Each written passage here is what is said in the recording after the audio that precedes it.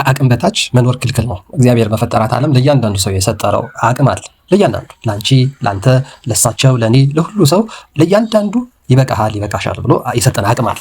በአቅማችን መኖር ይጠበቅብናል። በአቅማችን ስንኖር የሚያቅተን ነገር፣ የሚከብደን ነገር፣ ከቁጥጥራችን ውጭ የሆነ ነገር ሲገጥመን ምን እናድርግ? ለዚያም ማለት የሚያስጨንቃችሁን ሁሉ ለእኔ ንገሩኛል።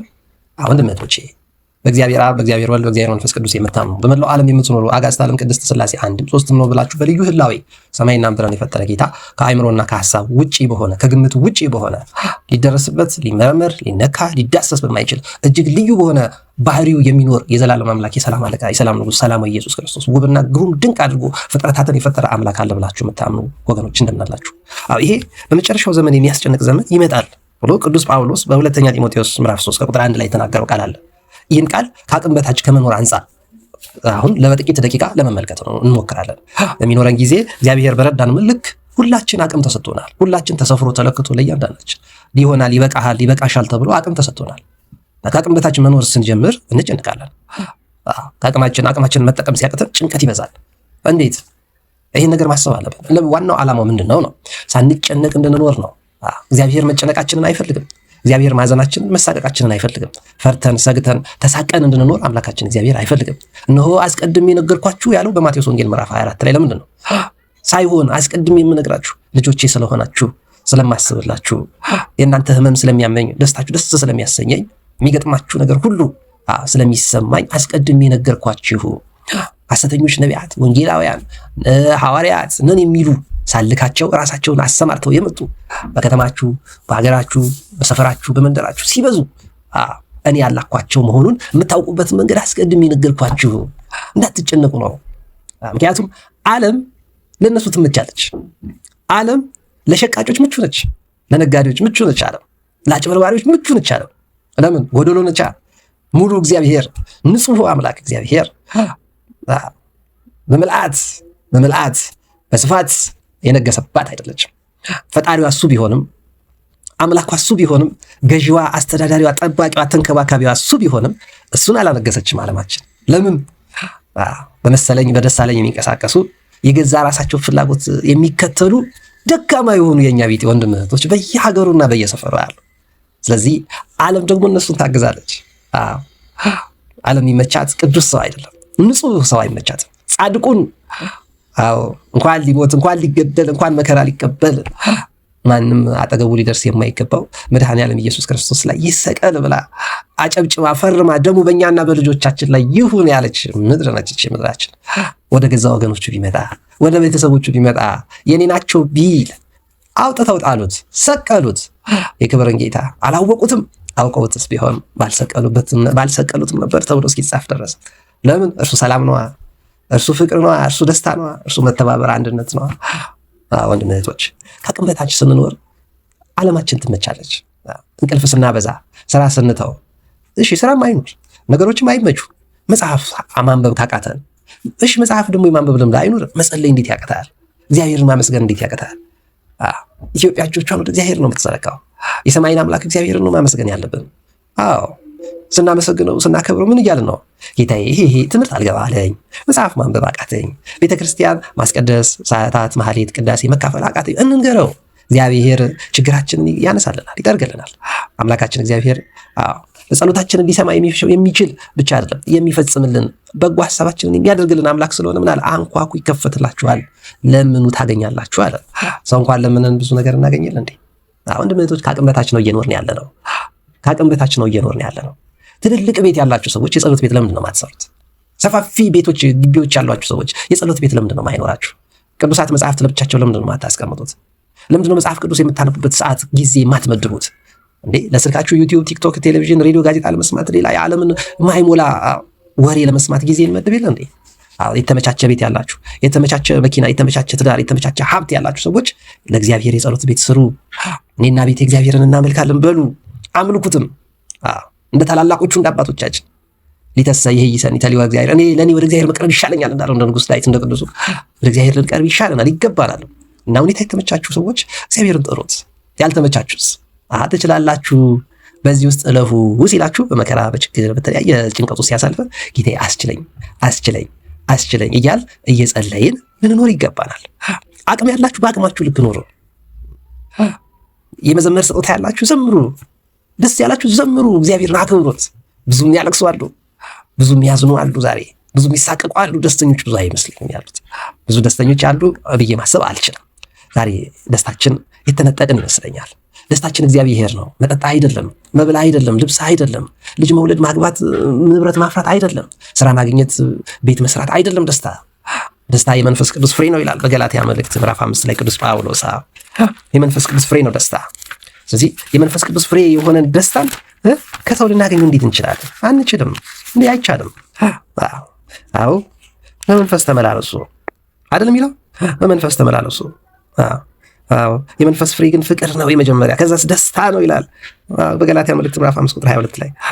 ደስታ ነው፣ ከፍቅር ቀጥሎ ደስታ ነው። ስለዚህ ደስታን የሚገዛልህ ስልጣን፣ ገንዘብ፣ ውበት፣ ሀብት፣ ጤና፣ ትዳር፣ ልጆች፣ ዘመድ፣ ወገን ምን አለ? እውቀት ነው። ደስታን አይሰጥም። ዛሬ ደስታችን ጎደሎ ነው። በእውነት ደስታችን ጎደሎ የሆነው ከእግዚአብሔር እየራቀ ስለሆነ ነው። እግዚአብሔር ከመቼውም ጊዜ በላይ ቅርባችን ነው። ቀርቦ ሳለ ጥሩት ነው የተባልነው። እግዚአብሔር ከመቼውም ጊዜ በላይ አንድ እያደረገን ነው። እግዚአብሔር ከመቼውም ጊዜ በላይ እርስ በርስ እንድንቀራረብ እያደረገን ነው። ባልጠበቅነው ባላሰብነው መንገድ እግዚአብሔር እያቀራረብ ነው። እኛ ግን የሚያስጨንቅ ጊዜ እንደመጣ እያወቅን ከእግዚአብሔር እንርቃለን እና ከእግዚአብሔር ከራቅን እኮ እንጨንቃለን። ከዛ ከአቅም በታች እንኖራለን። ከእግዚአብሔር ጋር ከሆንን አንጨንቅም። ለምን? የሚያስጨንቀንን የምንነግረው አስተማማኝ አምላክ አለና። የሚያስጨንቀንን የምናዋየው የምናጋራው የሚረዳን የሚያግዘን አምላክ እግዚአብሔር አለ። የሚያስጨንቅ ዘመን እንዲመጣ እወቅ። ገንዘብን የሚወዱ ትምክህተኞች፣ ትዕቢተኞች፣ ተሳዳቢዎች፣ ለወላጅ የማይታዘዙ የማያመሰግኑ ይላል። አያችሁ፣ አለማመስገን ባለን በተሰጠን እግዚአብሔር ባደረገልን ነገር ቅድስና የሌላቸው፣ እርኩሰትን ብቻ የምናፍቅ ነገር ፍቅር የሌላቸው፣ እርቅን የማይሰሙ ሐሜተኞች፣ ራሳቸውን የማይገዙ ጨካኞች፣ መልካም የሆነውን የማይወዱ ከዳተኞች፣ ችኩሎች፣ በትዕቢት የተነፉ ከእግዚአብሔር ይልቅ ተድላን የሚወዱ። አያችሁ፣ ደስታ እኮ አይደለም ተድላ፣ ጊዜያዊ ምቾት፣ ጊዜያዊ እርካታ ከእግዚአብሔር ይልቅ የሚወዱ ይሆናሉ። እነዚህ የአምልኮት መልክ አላቸው፣ ኃይሉን ግን ክደዋል። ከነዚህ ደግሞ ራቁ ተብለናል። ወንድም እህቶች፣ እግዚአብሔር ከእንደዚህ ካለ ነገር ሁላችንን ነው የሚጠብቀን። የማንረባ መሆን የለብንም። እግዚአብሔር ሰው አድርጎ ሲፈጥረን ዓላማ አለው። ዓላማው እኛን ሰው ማድረግ ነው። የሸክላ ሰሪ ሸክላው ላይ መብት እንዳለው እግዚአብሔር እኛን ከአፈር ሲያበጃጀን የህይወትን እስትንፋስ እፍ ሲልብን ዓላማ አለው። ዓላማው ገነት መንግስተ ሰማያት እንድንኖር ነበረ። ሁልቅ ብለን በገዛ ምርጫችን ወደ ምድር ወረድን። ጸጋችንም ተገፈፈ። ይህ ተገፈፈ በአዳምና በአባታችን በአዳም በእናታችን ሔዋን በታላላቆቹ ቅዱሳን አባቶቻችንና እናቶቻችን የተገፈፍነው ጸጋ ራሱ ክርስቶስ ዳግማዊ አዳም ኢየሱስ ክርስቶስ ተብሎ የሴቶች መመኪያ የሆነች አክሊላችን የምትሆን ዘውዳችን የምትሆን ጉድለታችን ሸፋኝ የሆነች ታሪክ የሚቀየር ነገር የሚገለብጥ ህይወት የሚያስተካክል ውሃ የሚለውን ህይወት የሚያጣፍጥልን ልጅ የወለደችልን መብርሃን ወላዲተ አምላክ ቅድስት ድንግል ማርያም እርሱን ስሙት አለች። እርሱ ምን አለ? ብትወዱኝ ትእዛዜን ጠብቁ አለ። ትእዛዙ ምንድን ነች? የሚያስጨንቀን ለሱ መንገር፣ የሚያስጨንቀን ነገር ለሱ መንገር። ከዛ ደግሞ በአቅሜ ልክ እንድኖር በሰጠህ ልክ እንድኖር እርዳኝ ማለት አግዘኝ ማለት እኔ የምችለውን እጥራለሁ፣ አንተ ደግሞ እርዳኝ ማለት ነው ትእዛዙ። እግዚአብሔርን እንደዚህ ካለ ከክፋት ነገር ከማጉረምረም ከጭቅጭቅና ከንትርክ ወጥተን በአቅማችን እንድንኖር እና እንድናመሰግነው ይገባል። የተማርንበትን ትምህርታችን ልናመሰግነው ይገባል። ያገባን በትዳራችን የወለድን በልጆቻችን ቤት ንብረት ሀብት ያፈራ እንደ አብርሃም እንደ ሳራ ይኑር እንደ ኢዮብ እግዚአብሔር ሰጠኝ እያለን ልናመሰግን ይገባል። ለልጆቻችን ልንጸልይ ይገባል። ኢዮብ ለ10 ልጆቹ ይጸልይ እንደነበረው ለዘመዶቻችን፣ ለወገኖቻችን፣ ለቤተሰቦቻችን በጦርነት በረሃብ በችግር በመፈናቀል ማላሉት እንበረታ ልናስብላቸው ይገባል። ደስ ካላችሁ ደግሞ አመስግኑ፣ ዘምሩ። ብዙ ደስታ የለም ብዬ ስለማስብ ነው። ደስተኛ የሆናችሁ ሰዎች በእውነት እግዚአብሔር ያደረገላችሁ ሰዎች ዘምሩ፣ እግዚአብሔርን አመስግኑት። በእውነት በልዑ ለእግዚአብሔር ግሩም ግብርከ፣ እግዚአብሔር ስራ ግሩም ድንቅ ነው በሉት፣ አመስግኑት፣ ዘምሩለት። ያዘናችሁስ ጸልዩን ያለን ጌታ አምላካችን የሚወደን አምላክ የሚያዝንልን የሚያስብልን አምላክ ብታዝኑ፣ ሀዘን ሲሰማችሁ፣ ችግር ሲጎበኛችሁ ጸልዩ አለ። ስለዚህ ብዙዎቻችን ሀዘን ውስጥ የወደቅነው እኔ እስከገባኝ ድረስ በአቅማችን ልክ እየኖርን ስላልሆነ ነው። ለአንዳንዱ ሀብት አፍርቷል፣ እውቀት ገንብቷል፣ ቤት ሰርቷል፣ መኪና ገዝቷል፣ ውበቱ ያምራል፣ ጤናው መልካም ነው፣ ገንዘብ አለው፣ የተመቸው ነገር አለ፣ ግን መጠቀም አልቻለም። ምን ነው መጠቀም አልቻልክም? በአቅምህ ለምንድን ነው የማትኖረው? ረጂ ስትሆን ሲገባ ለምን ትስገበገባለህ? አግብተህ መኖር ሲገባ ለምን ትስገበገባለህ? ብትወርስብኝ ለምን ትላለህ? ምቀኛ ለምን ትሆናለህ? አዎ ለልጆች ብዙ ነገር ልታደርግ ሲገባ ልጆችን እየጨቆንክ ቀንጨራ ሆነው ከስተው ጠውልገው አንተፋፍተህ አባታቸው ወላጃቸው እስከማይመስል ድረስ የእንጀራ አባታቸው እስከምትመስል ድረስ አንተ ተመችቶ እነሱ እየተሳቀቁ ለምንድን ነው የሚኖሩት? ብዙ ሰዎች እናውቅ የለም እንደዚህ ሆኑ። ለገዛ ለቤተሰቦቻቸው የማያስቡ ለትዳር አጋራቸው ለሚስታቸው ይህን ባደርግላት ለባላቸው ይህን ባደርግለት አዎ እየቻሉ በአቅማቸው ልክ ማድረግ እየቻሉ የማያደርጉ ወንድሞች አሉ። አይገባም። ስግብግብነት የክርስቲያን ጸባይ አይደለም። ምቀኝነት የክርስቲያን ጸባይ አይደለም። በአቅማችሁ ልክ ኑሩ። መዘመር የተሰጣችሁ ዘምሩ። ዘፋኞቹ በለጧችሁ እኮ በዘፈኖቻቸው። ለምን? ልቦናን ይገዛል፣ ዓይንን ይማርካል፣ ለጆሮ አይቆረፍድም። አዎ ደስ ያሰኛል እንዴ! ህመምን ይጋራል። በዘፈኖቻችሁ እየበለጡን ስለሆነ ለምን ትበሳጫላችሁ? ዘማሪዎች፣ መዘምራን ለምን ታጉረመርማላችሁ? ለምሳሌ በቴዲ አፍሮ አዎ በለጣችሁ። እሱ ያለውን እውነታ ያለውን ነገር ለመግለጽ ጥረት አደረገ በዘፈን። እናንተ በመዝሙር እግዚአብሔርን ቅኔ እየተቀኛላችሁለት በአዲስ ቅኔ በአዲስ መዝሙር ማመስገን ሲያቅታችሁ ምቀኝነት አይገባም። ለምን ሰው ተከተለው፣ ለምን ሰው ሰማው ማለት አይገባም። ፈተና ነው የሆነባችሁ ለዘማሪዎች። ደስተኛ ነኝ፣ እግዚአብሔርን ምስጋናን አውቅበታለሁ፣ እግዚአብሔርን ማመስገን እችላለሁ ለምትሉ በየትኛውም ሃይማኖት ውስጥ ላላችሁ ቴዲ አፍሮ ፈተና ነው። ምክንያቱም አዎ መዝሙራችሁ እንዴት ከዘፈን መብለጥ እንዳለበት ደረጃውን ከፍ አደረገባችኋል። አዎ እግዚአብሔር የሚቀለድበት አምላክ አይደለም። እግዚአብሔር ዘምረህ በረከት የምታገኝበት አምላክ ነው። ለዛ ነው ደስታ ስታጣ ታጉረመርማለህ። ዘፋኞች በለጡኝ ብለህ ዘፋኞቹ በለጡኝ ብለህ ታጉረመርማለህ፣ ትበሳጫለህ። ዘጋ አታስብም። አዎ ወንድም እህቶቼ፣ እና በአቅማችን እንኑር። ጸሐፊዎች ጻፉ፣ ሰባኪዎች ስበኩ፣ አስተዳዳሪዎች አስተዳድሩ። አዎ ባለስልጣኖች ስልጣናችሁን በትክክል ተጠቀሙበት። አዎ አዋቂዎች እውቀታችሁን ተጠቀሙበት። ባለሙያዎች ሙያችሁን ተጠቀሙበት። ነጋዴዎች በአግባቡ ነግዱ። ወታደሮች በትክክል ወታደር ሁኑ። አዎ ሊቃውንት፣ ተመራማሪዎች፣ ፈላስፎች በትክክል ተመራመሩ። ጭምልቅልቅ ያለ ነገርን ከያላችሁበት ቦታ አውጡ። እግዚአብሔር ንጹህ ነው። እግዚአብሔር ቅዱስ ነው። እግዚአብሔር በያላንበት ቦታ ገብቶ እንዲባርከን ምን እናደርግ? በአቅማችን ልክ እንኖር። በአቅማችን ልክ። እናቴ ምን ትላለች? ሰው እንደ ቤቱ እንጂ እንደ ጎረቤቱ አይኖርም ትላለች። ብዙዎች እናቶቻችን እንደዚህ ነው የሚሉት።